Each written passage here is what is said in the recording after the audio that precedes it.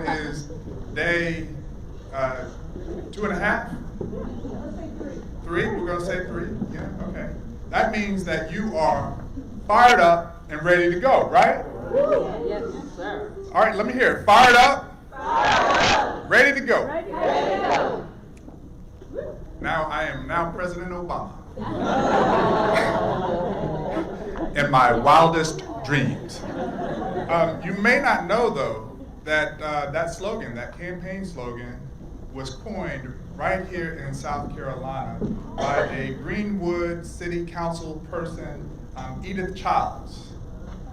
And so when I say fired up and ready to go, look, I got some roots here that this slogan is coming from. But now I know that you're fired up, but let's not be ready to go quite yet, because we still have some really good information to get. And this next panel, I think, is going to be an exciting one. I've had an opportunity to hear from Wayne Coleman last year because he came to the Equity Summit. And he's here again this year, but he's brought now with him 2 new friends from Birmingham, Alabama, and I have the honor of being able to introduce them. Starting with Wayne. Wayne Coleman is the head of Archives and Technology at the Birmingham Civil Rights Institute, an archive, museum, and educational facility established in 1992 with a focus on the civil rights movement. In that capacity, he formulates and implements department policies and procedures, is responsible for the acquisition, cataloging, and care of all collected materials, makes all processed archival materials available to the general public, facilitates research requests, manages digitization of all oral history project interviews for the BCRI website, manages all audiovisual equipment, and is responsible for supervising and managing the computer and media-related technology and information systems function of the Institute. Busy guy. A native of New Orleans, Louisiana, Mr. Coleman was previously employed by the Amistad Research Center, an African-American archive located on the campus of Tulane University. At Amistad, he served as archivist and head of exhibits and marketing. Mr. Coleman is a graduate of Loyola University in New Orleans, where he received a BA degree in communications, and has been previously employed by the Birmingham Civil Rights Institute since 1995. Please join me in welcoming Mr. Wayne Coleman. Dr. Shauntice Allen. Dr. Allen is assistant professor in the Department of Environmental Health Sciences in the University of Alabama at Birmingham School of Public Health, with over 15 years of experience with health education, program design, implementation, and evaluation with multidisciplinary and complex community and academic partnerships. Her research interests are in community resiliency and livability, as well as environmental justice and health equity strategies. Please join me in welcoming Dr. Shauntice Allen. And finally, T. Marie King is an activist, speaker, trainer, and community consultant with nearly 20 years of service, education, and community experience. She travels to cities across the nation, serving as an authentic voice for progression. In her hometown, Birmingham, she has the opportunity to share her passion about creating pathways to healing, teaching nonviolence, and building a better global community. In her travels, King has spoken at various seminars and presented to more than 200 groups and organizations teaching youth, college students, and adults. She consults with community and national organizations on diversity issues, grassroots efforts, and community healing and conversations. She's a faculty member with the Satyagraha,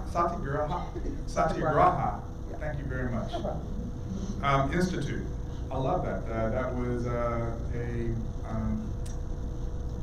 Gandhi phrase, right.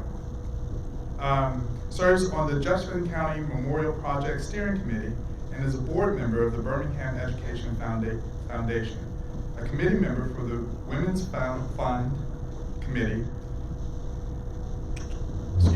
the Women's Fund, Women's Initiative, and also part of the Alabama Public Television's Teachers Fund Education Committee. Ms. King emceed the 2017 Alabama Women's March Rally and recently received the 2018 Shining Star Award from the National Organization of Black Elected Legislative Women. King holds a bachelor's in Urban and Global Economic Development from Bellevue Heights University and has a master's degree in Leadership and Divinity from Luther Rice University and is a trained facilitator on truth, racial healing, and transformation through the W.K. Kellogg Foundation. In her spare time, she curates her own community events to build bridges across difference in Birmingham, around the state of Alabama, and throughout the United States. Please join me in welcoming T. Marie King. With that, I'm going to turn this over to this amazing group of people from Birmingham, Alabama. Take it over. Thank you, John.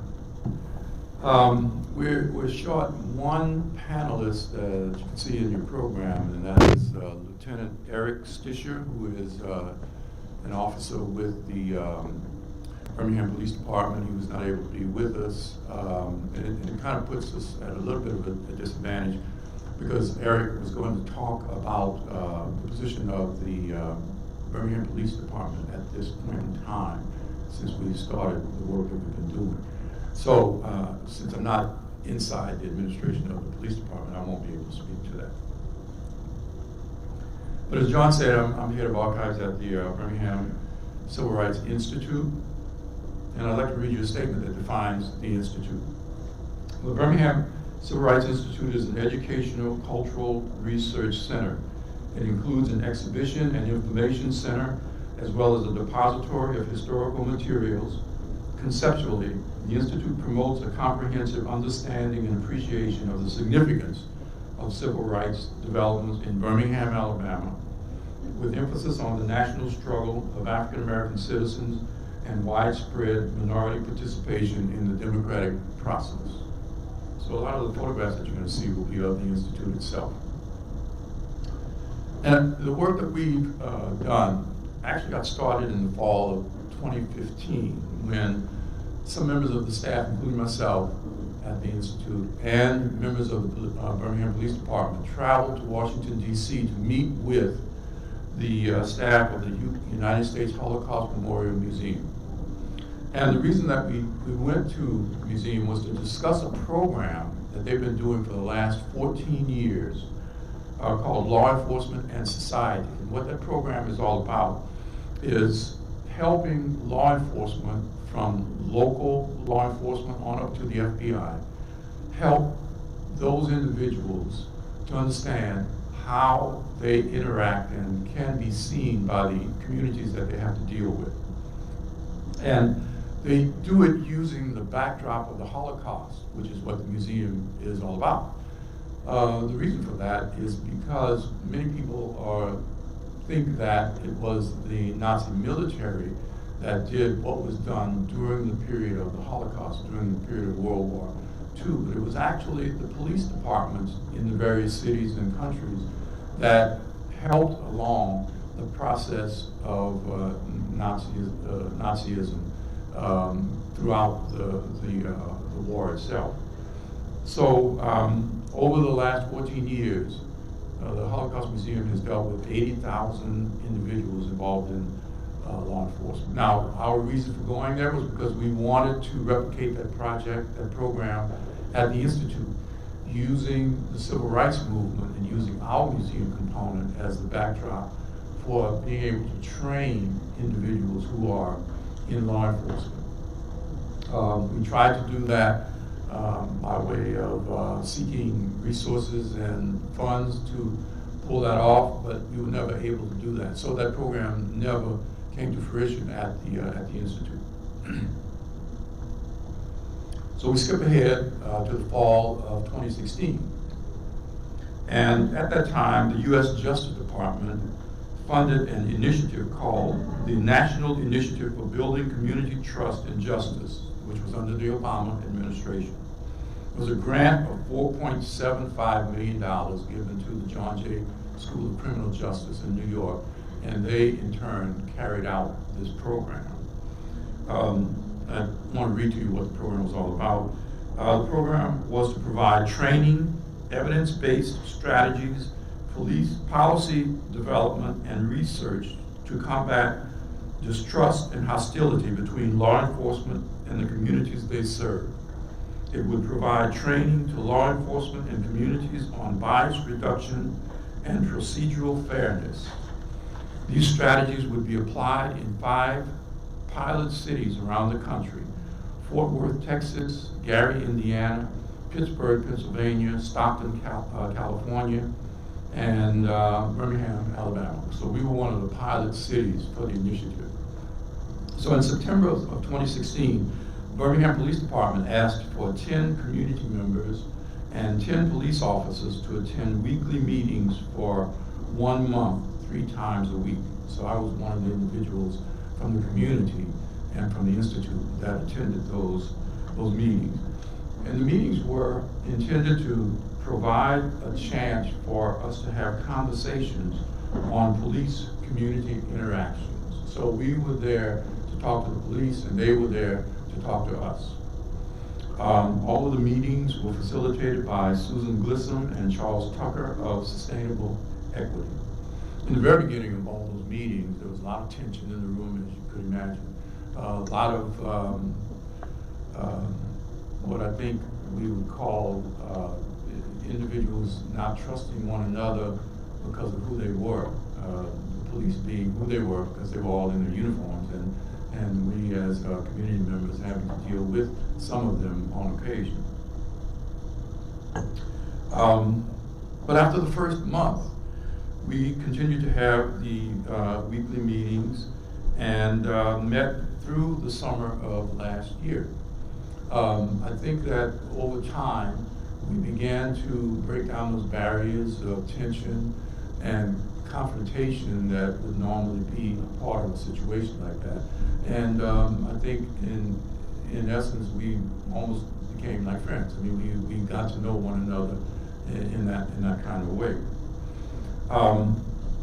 The group that met actually got to the point of creating a name for itself. And we decided on Birmingham Equally United as a name.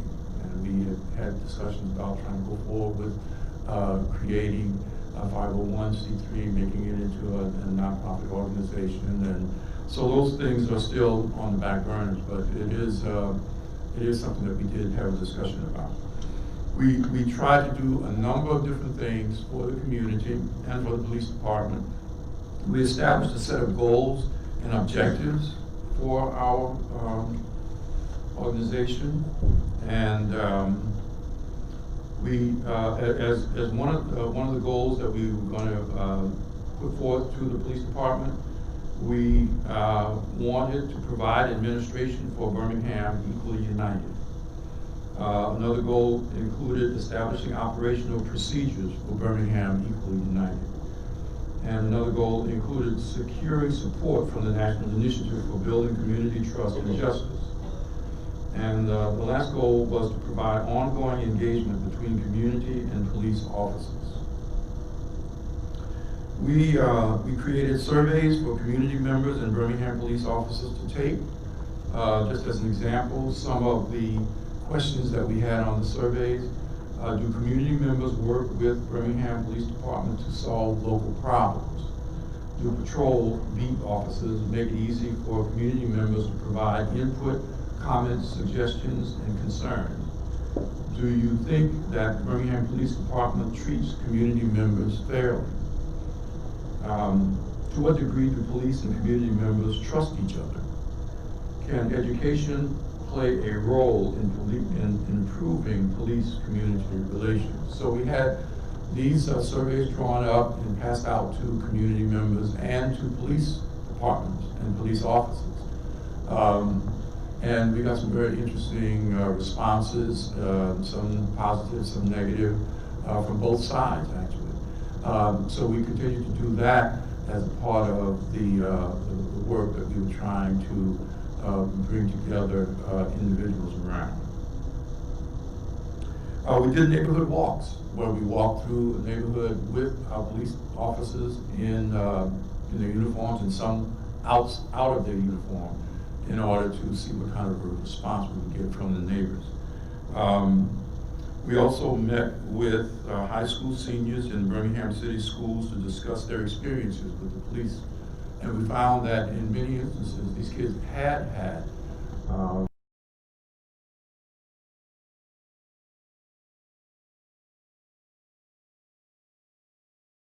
the schools.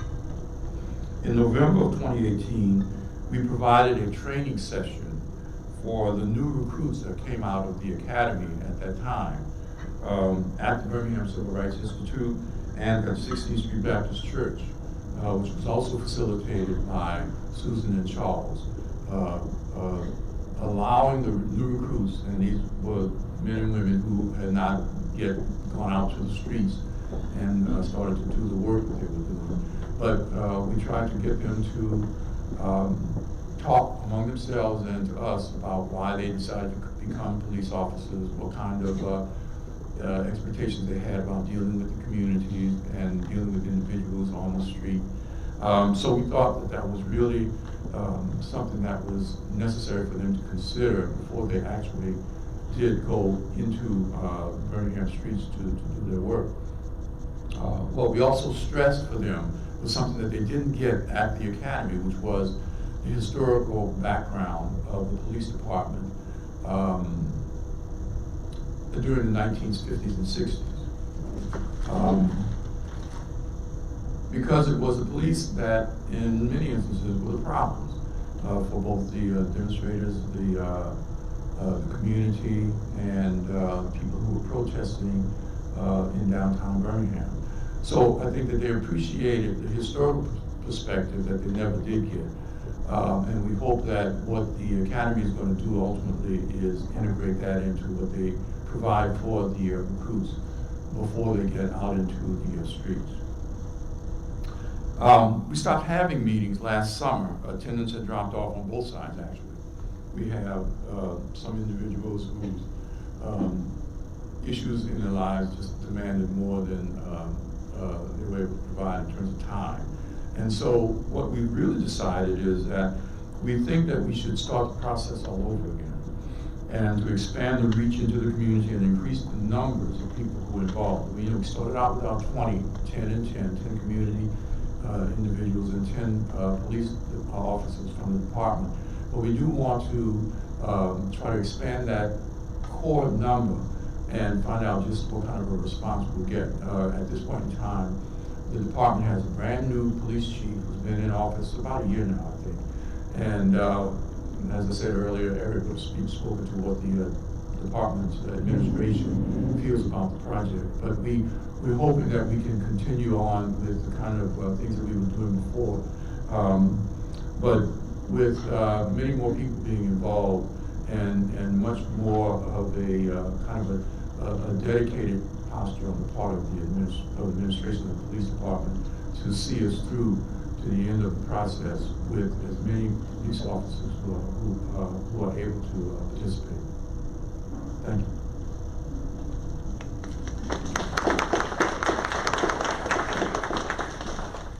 So I'm going to follow up with Wayne's comments. First of all, by saying thank you, Jennifer, and your team for having us here today, and talk a little bit about how law enforcement has intersected with my own work. As you heard, I'm a faculty member at UAB in the School of Public Health, and you're probably asking yourself, well, what has been your interface or interaction with law enforcement? And so I'm going to share something that happened doing some actual research back in 2012. It's going to dial back just a few years and share with you some ethical challenges that I faced doing some work where I ended up interfacing with Birmingham police officers. So this was in the fall of 2012, and we had designed a series of 5 focus groups to really look at and explore this issue of trust as a part of the research process. And how does it play a role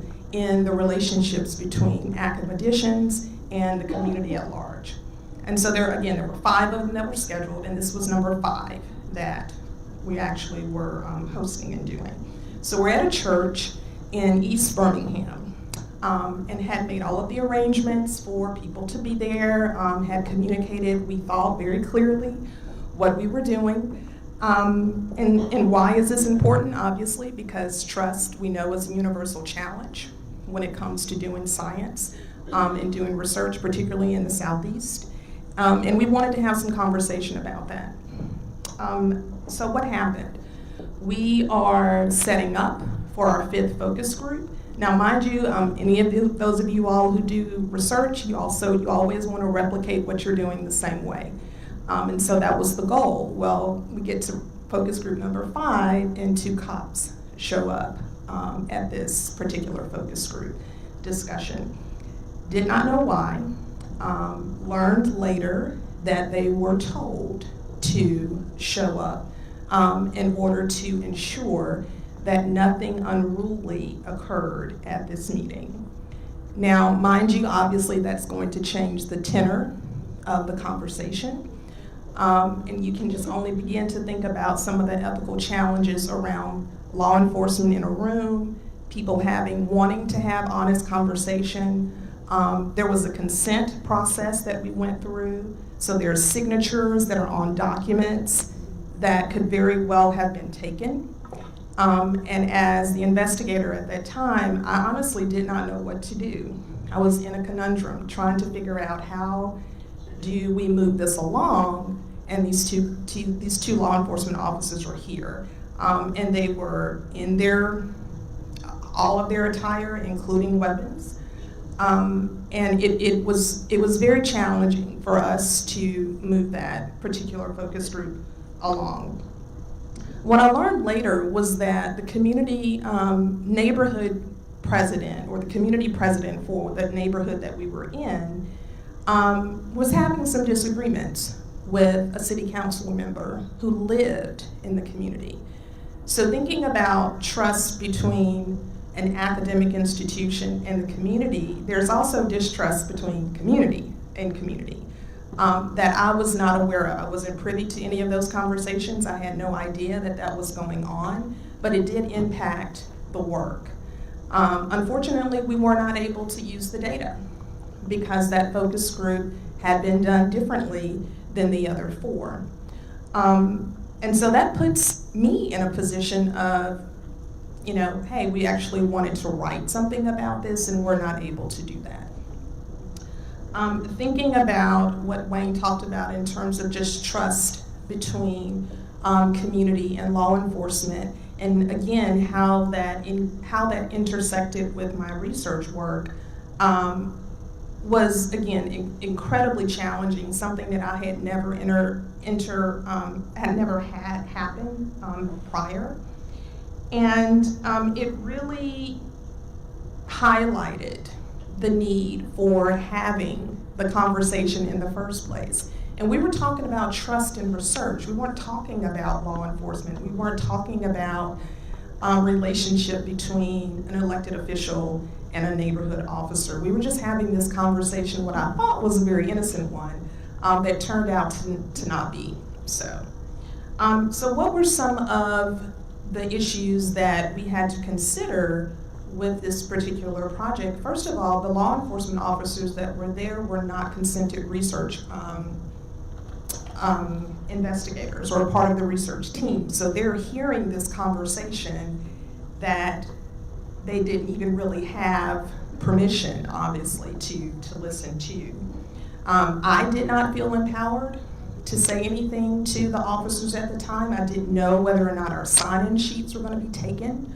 I wasn't clear whether or not they were recording our conversation. I honestly had no idea why they were there or what the purpose or what they were doing. Obviously, again, the data that was gathered was not done the same way as the other focus groups, so we couldn't use it. And then there was no contingency plan. It was one of those, you're in the moment, what are you going to do? If you ask these individuals to leave, are you escalating the issue? If they stay, then what does that mean for those participants who had consented and gave their permission to be a part of this? So this whole notion of equity and race And again, this intersection between law enforcement, it does cross and connect with research. Again, something that I had never experienced and never thought in my career would happen, but it did. And so what we ended up doing was debriefing on that with our research team afterwards. And the police officers stayed. They were there the entire time. So it was a very strange situation. But we debriefed afterwards. We made the decision that we were not going to be able to use that information.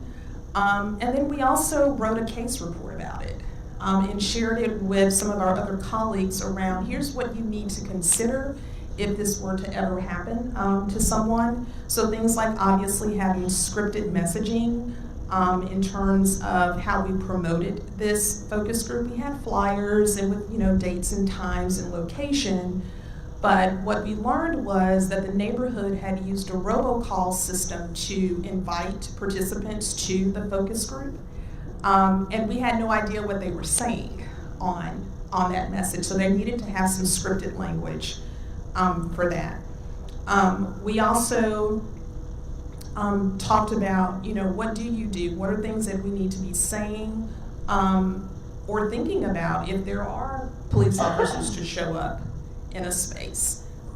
What does that need to look like? How do we need to handle that? And I'm working with graduate students who, clearly were not in a position to say to a Birmingham police officer, you need to leave.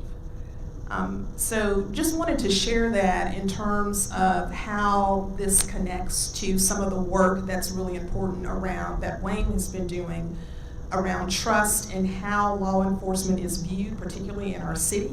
Birmingham has a long history of not so great relationships with the police.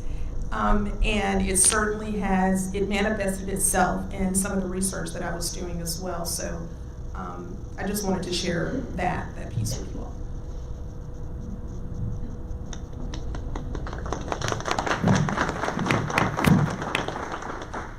Good morning. So we've heard about institutions coming together to work on challenges, research, schools coming together, and a lot of times who we don't uplift in these things are the actual community. And so in the project that Wayne was working on, that he was a part of, in 2017, I got an email and it said, a friend of mine said, hey girl, do you know about these meetings that's going on between the Institute and the police department? And I was like, no, I haven't heard anything about it. And she said, well, they're looking for some community folks to kind of help push the conversation forward within the community. So me being the nosy organizer activist that I am, I was like, well, I'll go stop by and see what's happening.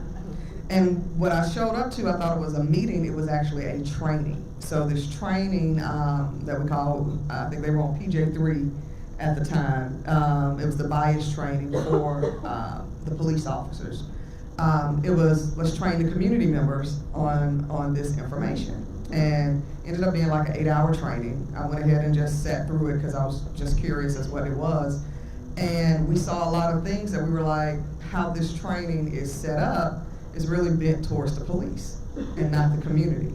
And so we went back and kind of navigated that conversation. They said, well, we need community members to help us have this conversation within the community. That was 2017. About 15 people signed up to help navigate that conversation. And we had radio silence and that was September 2017 till about December. And so finally we get a call from the police department and they're like, hey, well, we were waiting on y'all to do something in the community. And I was like, I don't work for free. And I was like, so, sounds like a personal problem. And so we said, well, let's reconvene in the new year. So January 2018, we all kind of get together. By that time, that 20 had dropped down to 3 people. And so now you already lost trust with the community because you didn't do your role. So we show up, and again, I'm that organizer, and they said, well, we really need a conversation. We need to see this work with the community. So I said, well, I think we could put something together. I said, but let's work with students who are in the alternative school. Let's just go straight to folks that's already having issues with authority. And so I said, but we need 2 weeks of trust building. These kids don't know us, they don't know y'all. And we went back and forth over that, and we were finally able to convince the department, we need 2 weeks of trust building. And when we went in with the young people, we said, all right, look, whatever you say in here, you're not gonna get in trouble. I just want you to be honest. And we made the police officers, they were not allowed to wear their uniform. They had to come dressed in regular clothes. And so we had the conversation, kids started telling all kinds of stuff. This is what I'm dealing with in my neighborhood. This is what's happening at my school. I'm here at this alternative school because of X, Y, Z. Things that is like, I get why you made the decisions you made. I don't necessarily agree with them, but I get the circumstances that led to that. And so we did that, it went great. And finally, the police department was like, well, hey, let's keep this going. And the national initiative said, yeah, we definitely, I'm switching. All right, that's better. Oh yeah, that's better for me. And so finally, I sat down with the national initiative and the police department. It's like, well, let's keep this going. I said, well, we need to talk about compensation, because I think too often institutions, they want to do things on the backs of community in effort to help communities, but you need the community members to actually push it forward, but we don't want to pay the community members. Now, nobody's saying you got to give these folks a salary, but some type of stipend for their time. Because time is something, I know Maxine Waters was reclaiming time, but we can't actually reclaim time. And so it is unfair to push people for their information, what's happening in their communities, so we can try to build a better community, and we're not properly compensating them. So I held out. I was like, I want to see my community grow, but I'm not going to do it for free. And so finally, it was the national initiative that came back with a contract and said, well, we'll pay you. Grow their work. But I brought those people in the room to sit down with the chief of police. I brought in the antagonists within the community who said, I don't like police. And I was like, you still need to be a part of this conversation because you are still a part of the community. And we had hard conversations. And our first one went real left with the chief. It went left real quick because he came in very defensive. But we got it. He had only been on the job maybe 30 days. But we needed him to understand that there is a history before you got here. And regardless of you being new or not, we're living that out. So you just go have to get in where you fit in and work with us to address these things. And he got that. Showed up to all the other conversations. We went to a Hispanic group. We have a Hispanic Interest Coalition of Alabama. They said, you never come meet with us. The police have never come to us. He said, well, T. Marie set the meeting up.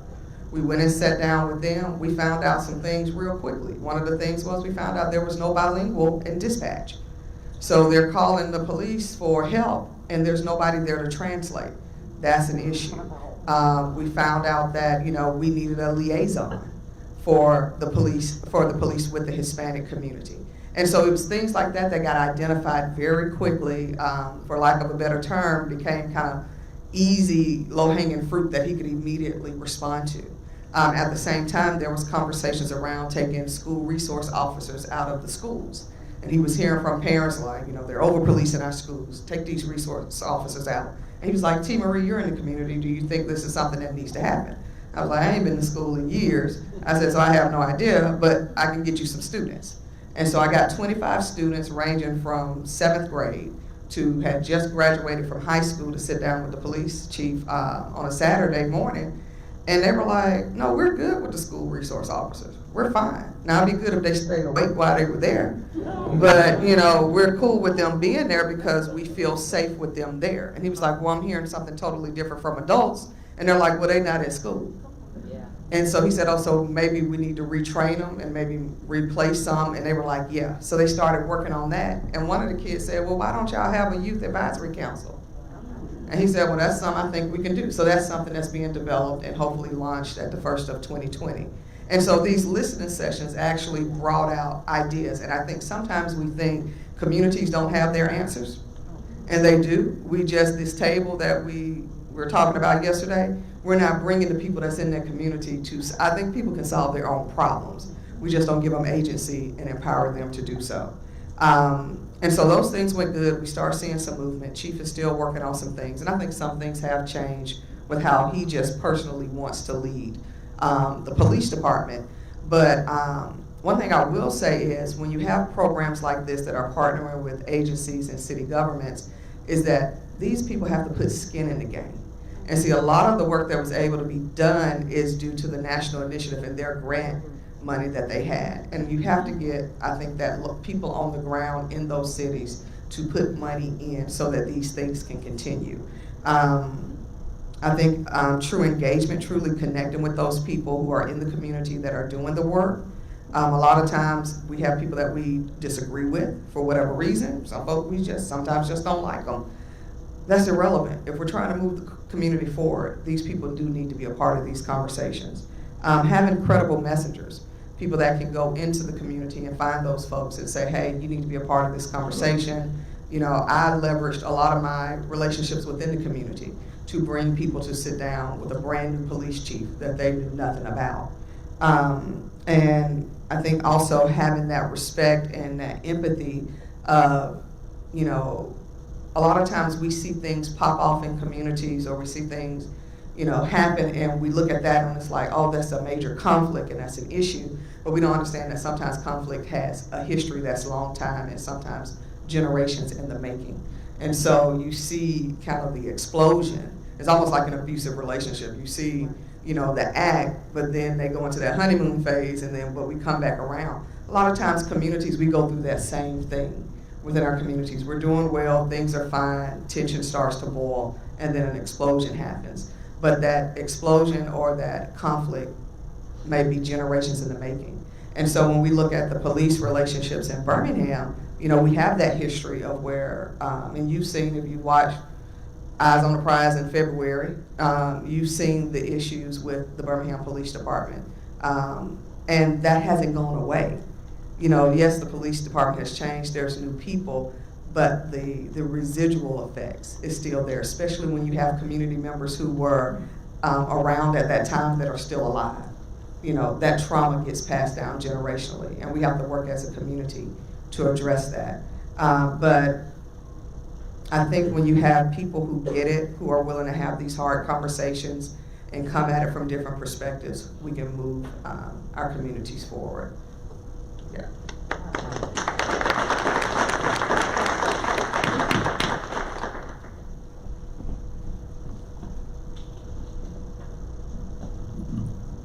I could actually listen to you people all day. My Birmingham family. Okay. I'm going to cut off.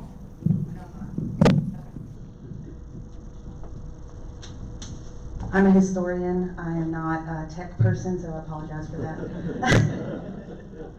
So what kind of questions do we have for these amazing people? Good morning. My name is Brenda, and my question is for Dr. Allen, I believe. Yes. So when you had the focus group, and the police officers came into that meeting, was it because of the history of the police officers? Is that why no one felt empowered to ask them why they were there, or you should leave? If there was consent already for the participants, then they really had no right to be in that conversation. I completely agree. I don't know why they came. My understanding later was that there was some miscommunication that had happened when people were invited to the meeting through the robocall process that they use. They use robocall to announce when community meetings are happening in the neighborhood, so they use that same format to announce about our focus group. But I honestly don't know what was said on the message. It could have been, oh, there's a meeting at X church, show up. And it really had no context to it, so how the police, I honestly do not know why they showed up. And so I was taken aback by them being there. I didn't feel empowered to ask them to leave. They really thinking about, this power differential there, where they literally are coming in as though they're coming to do something. And I did ask them if there was a problem, if there was something that they needed, or could I help? And it was basically, no, we're just here to ensure that nothing happens. I'm like, we're having a conversation. This is a focus group. You're pulling out all kinds of credentials and showing them what you're doing, and it was still, we're gonna stay here and see what happens before we leave. And they did not leave. Yeah. I didn't I didn't feel empowered to say you need to leave, but I also didn't want to just shut down the conversation because we had planned this for some time. But what ended up happening was I could not use the information for publication. Yeah. Right. How did the participants respond? To the police being present. They also wanted to understand why they were there. I certainly noticed, again, just the tenor, the kind of the tone of the room changed when the officers showed up. It was much more lively prior to them being there.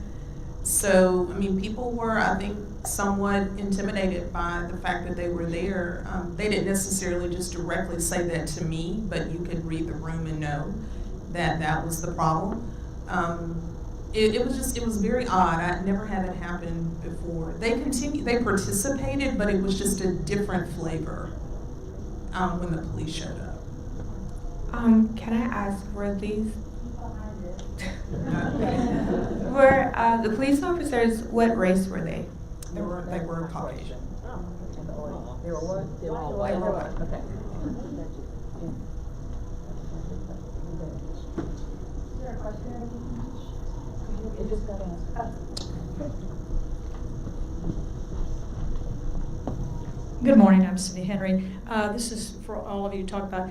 In working with the police department, was there a difference in reactions and responses between officers that were white, officers of color, in working in this program that you had set up? Did y'all have different interactions? Did they interact differently, or they have problems on their own within the police department? Well, with the group that we worked with, as I said, we had 10 police officers who met with us on a regular basis, and it was a mix of white and black cops. There was no, it was all blue. There were no differences in terms of reactions to us as community members that we could perceive. Of course, it was a setting like this. We were sitting around talking to one another. We went out on the street dealing with one another as police officers and as community members. So I would have to say that among that small number, out of the department of, I think it's like 800 cops or something like that, out of about 800 police officers, we only had 10 that we were working with. And no, there was no difference in the way that they dealt with us. I would say for me, I think because I kind of had the stamp of approval from the chief, I really didn't have any issues or really saw any challenges. But I will say, when we were meeting with police, I completely understood that blue line, and it's real. And I got that real quick by watching one officer say something that we all in the room knew was not true, and nobody corrected him. And so that was like, interesting. But as in a respect thing, I never had an issue with any of them. And I'm somebody who grew up where I wasn't afraid of police growing up, but I wasn't necessarily, I didn't come up trusting police. So it was even a growth for me and getting to a place of actually trusting and being completely vulnerable about, where I come from, we don't really interact with police like that. If y'all are coming, it's for an issue. And if there is an issue, you don't call the police. Y'all deal with it your own way in the community. But I would say I personally didn't have any negatives with it. Hi, China Phillips, and I'm with the Sisters of Charity Foundation. My question is directed to you, Ms. King, and of course, if the other panelist wants to answer, feel free. For the work that I do in advocacy, working alongside community members, I'm very big on making sure that community is a part of the decision making, right? No decisions about me without me. But once you set up all of these coalitions and advisory boards, what have you done to ensure that the suggestions made by the communities are actually moving forward in policies, practices, and procedures in these larger agencies, so accountability measures? So when you're outside force, the problem is you can't necessarily make things change. So as community members, I need you to also support me You know, one of the first things I did, I was like, Chief Police, can you give everybody your email address? And he was like, okay, yeah. And it's like, all right, boom, on the screen. That's the Chief of Police email address. When we see something, let's all, you know, push and aggravate. So my thing is always trying to kind of empower the community members to know you have a voice. They actually work for us. Our tax dollars are paying their salaries. And sometimes it's reminding people that even though they're doing a job, it's in service to the community, and you have a say in that. So I try to empower people in saying, no, it's not just T. Marie, the activist organizer, that needs to do this. You need to play a role in this also. But a lot of that comes with education and people understanding what the chain of command is. But also those organizations that are doing work, getting a commitment from them of what they can do. So I know you can't do these 15 things. What 2 can you do? And getting them to commit to something on the spot and having the community members and say, you see, they committed to those 2. When can we follow up with you on that? You know, how much time you need? 6 months? 9 months? Cool. Okay, 9 months and 1 day is when I'm gonna call you to make sure you've done that. So that's kind of how I'll navigate that.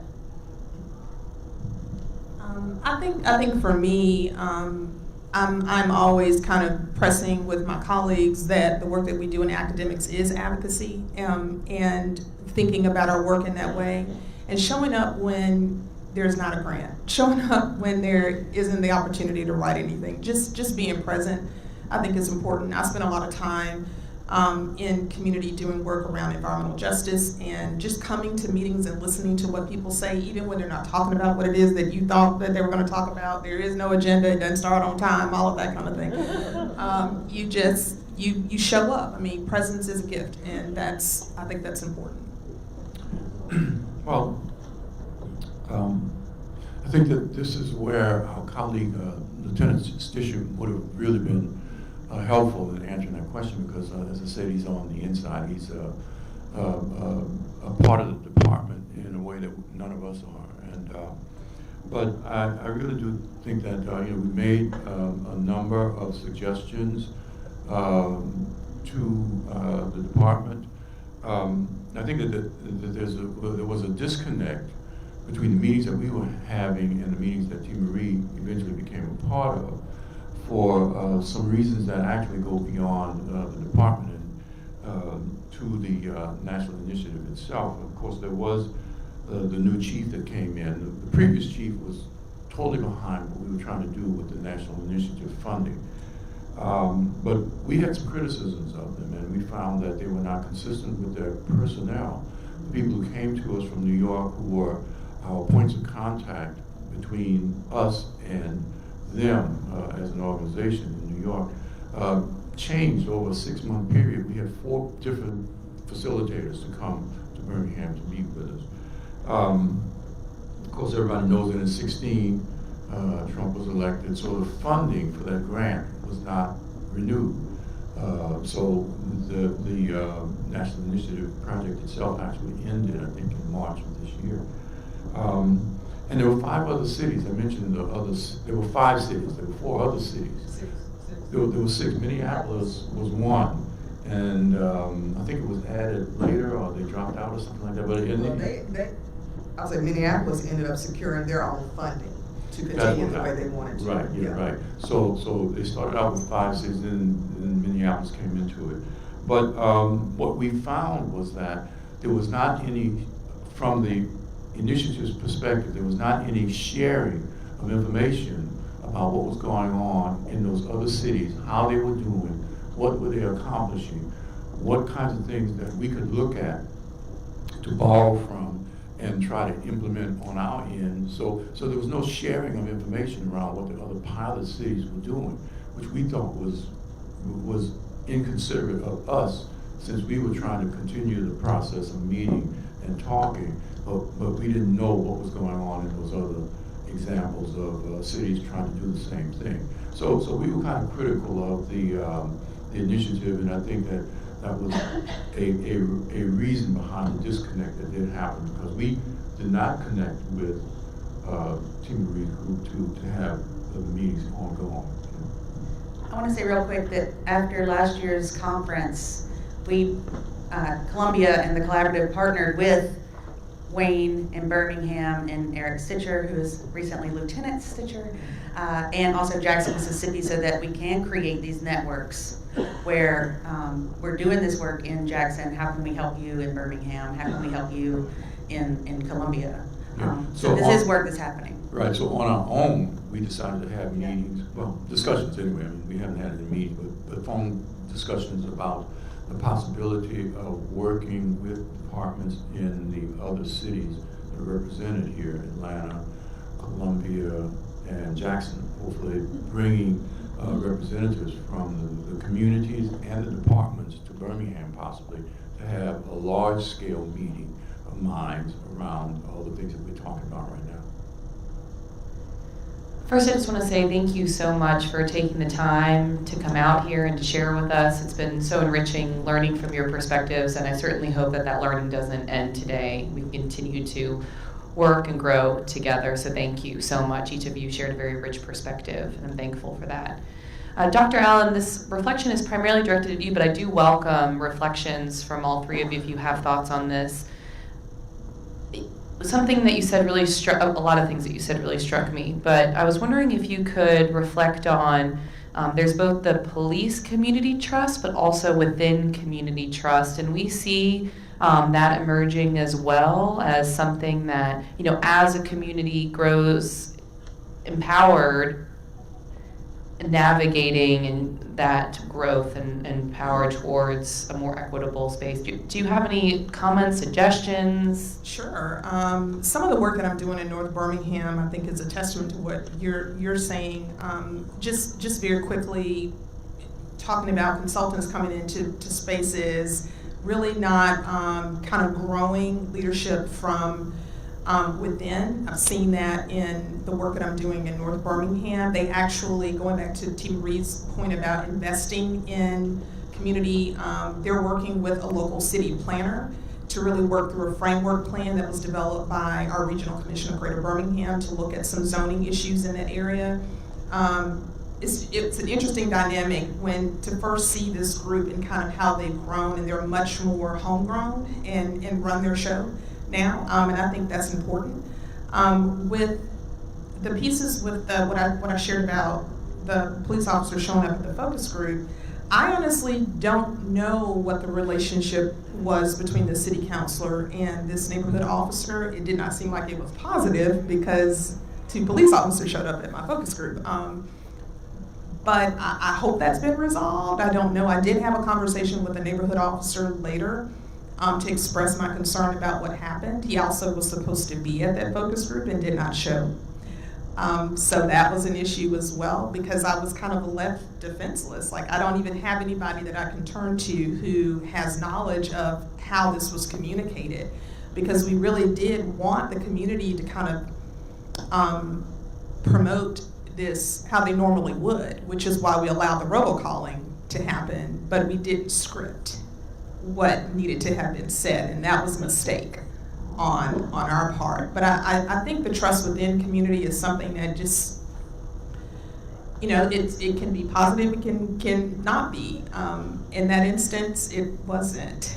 And again, I still don't, to this day, don't know what that beef was about, but it did have impact on our research outcomes. And I shared that with the neighborhood president to say this had implication for the people who were in the room and the work that we were trying to produce, and that's a problem. And they were very apologetic, but I wasn't able to use that information. So that trust within community is important to understand. I, at that time, just didn't have knowledge of it. Y'all ever played Monopoly? Y'all play Monopoly? Okay, you know, I think when you start dealing with issues in community, especially when you bring in services or trying to do research or whatever, you be trying to bring a carnival. I think you need to know your players. You know, you need to know who your thimble is, your top hat, who the card is. And those things are very key in understanding community politics, because you like, okay, this neighborhood president is so-and-so, and so-and-so is bringing this, and I know what they said about them at the city council meeting. This may not go over well. So sometimes, and a lot of times people don't have time to do that, because it's in and of itself, it's like keeping up with a soap opera. But knowing who these different players in, and knowing when you go into communities, you know, oh, I got this neighborhood president. And Birmingham is crazy because we have 99 neighborhoods, which means we have 99 neighborhood presidents, 99 neighborhood vice presidents, 99 secretaries, 99 treasurers. That's a lot of personalities to deal with. Times 99, over 23 communities with 9 city council members. And they all have their personalities, they all have their quirks and everything. They're all, you know, God loves them all.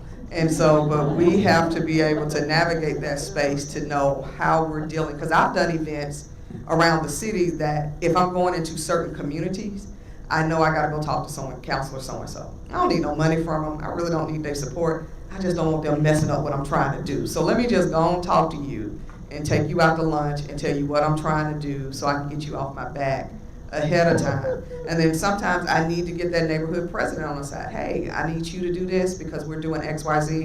What can I do to help you? Well, you know, I've been trying to get in touch with those folks down at such and such.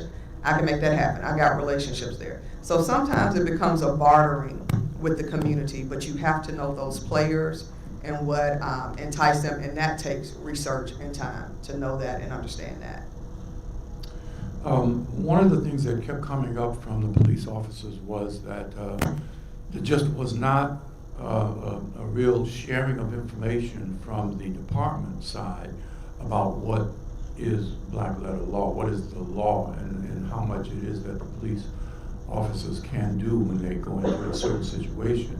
And we kind of turned that around because we felt that there was just not enough information coming from the community to the department for them to listen to what it is that the community had expectations about. So we came up with some suggestions that were part of the goals that we had done. And goal number 4 is provide ongoing engagement between community and police officers. And that was going to be carried out by providing monthly or quarterly reports at neighborhood association meetings.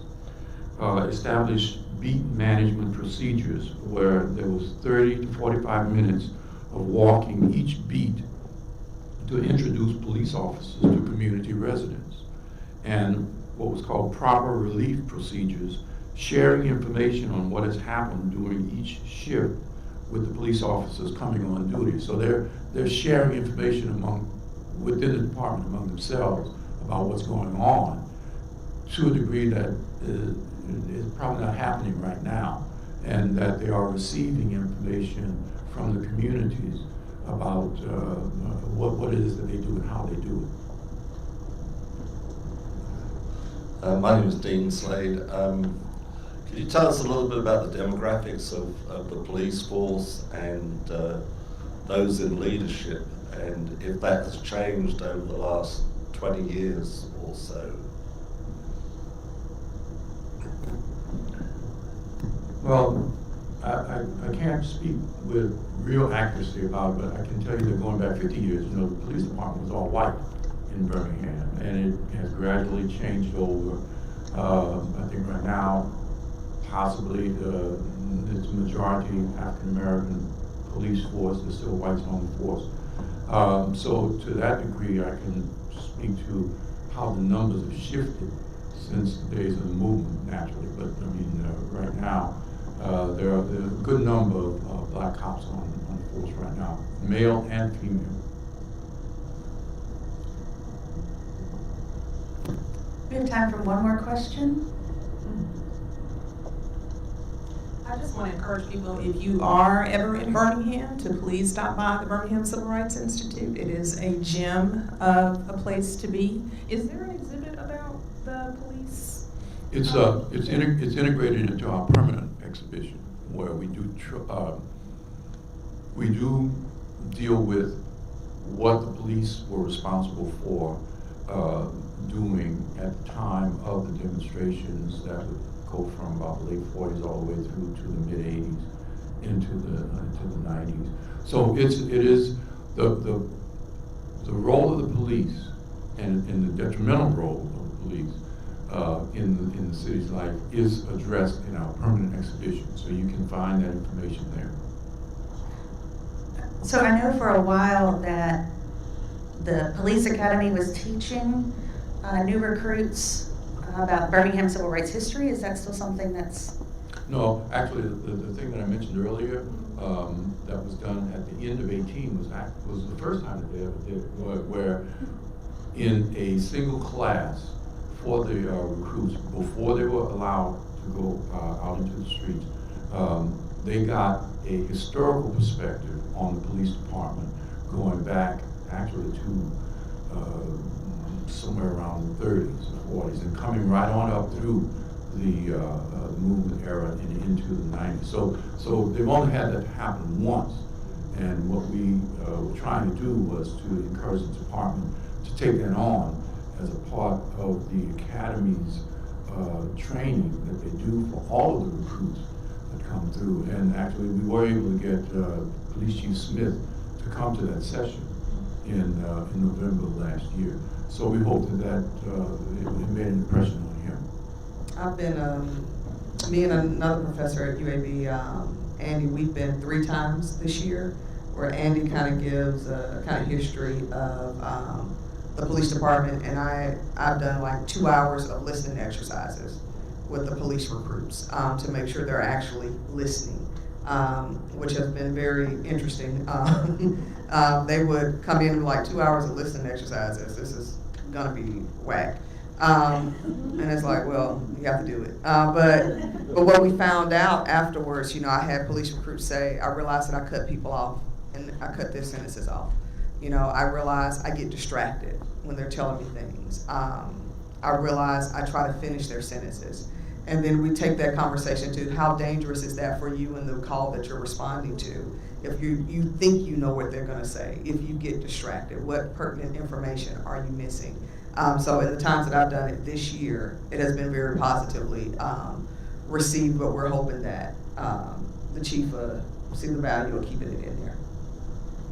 So inspired by what you guys are doing in Birmingham, we have started here in Columbia, and have spoken with Chief Holbrook and Melron Kelly, and they are very excited to push this work forward. So it's a process. Absolutely. John T. Edge, a historian, Southern Studies scholar, says the South is a process, not a product. And it can be really hard to keep going sometimes, but you guys are inspiring us that change happens. So we have a little break now, and then we'll come back. We're going to have some of the South Carolina Youth Collective Summer Fellows from 2018. 2019. I'm a historian. I'm sorry, dates. I should know them, and I don't. But so we'll be bringing the youth voice to this conversation because often we forget to ask younger people what life is like for them, and so we're going to let them tell us. And then this afternoon at the Columbia panel, we're going to hear from somebody that's been doing a lot of this work that they've been talking about, that they've been doing in Birmingham, here in Columbia. All right, thank you.